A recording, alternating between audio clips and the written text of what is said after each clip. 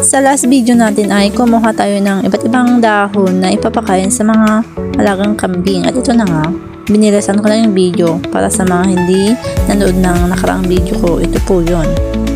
At ngayong araw ay magpapakain tayo ng dahon. Yung palaging kinukuha namin na pinapakain sa kambing.